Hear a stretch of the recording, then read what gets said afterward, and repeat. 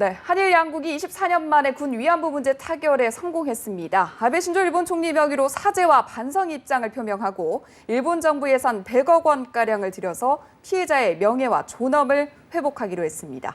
외교부 나가 있는 취재기자 연결하겠습니다. 이태수 기자. 한국과 일본 두 나라가 오늘 오후 외교장관 회담을 열고 일본군 위안부 문제를 극적으로 타결했습니다. 지난 1991년 이 문제가 수면 위로 떠오른 이래 24년 만인데요.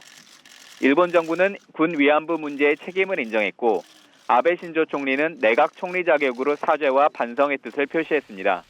기시다 후미오 일본 외무상은 약 1시간 10분가량의 회담 뒤에 가진 공동 기자회견에서 위안부 문제는 당시 군의 관여하에 다수 여성의 명예와 존엄에 깊은 상처를 입은 문제로서 이러한 관점에서 일본 정부는 책임을 통감한다고 밝혔습니다.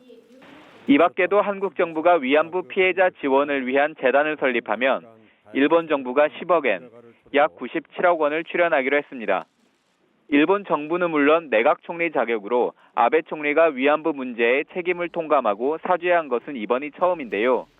특히 편지 등의 형식이 아니라 공식 기자회견에서 총리의 사죄와 반성을 표시했다는 점에서 3년 전 일명 사사해안보다 진일보했다는 평가도 나옵니다.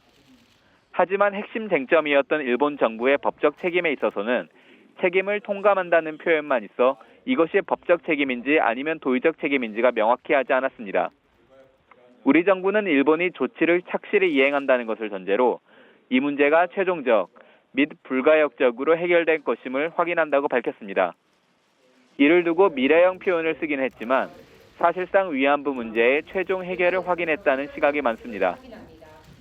한편 일본이 철거를 요구해 논란을 빚었던 일본 대사관 앞 소녀상 문제에 대해서는 관련 단체와의 협의를 통해 적절히 해결되도록 노력할 것이라고 밝혔습니다.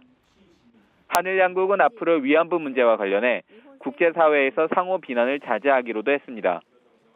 오늘 합의는 공식 합의문이 아닌 두 장관이 구두로 발표하는 형식으로 이뤄졌고 회담 후 구두 발표문이 배포됐습니다. 지금까지 외교부에서 전해드렸습니다.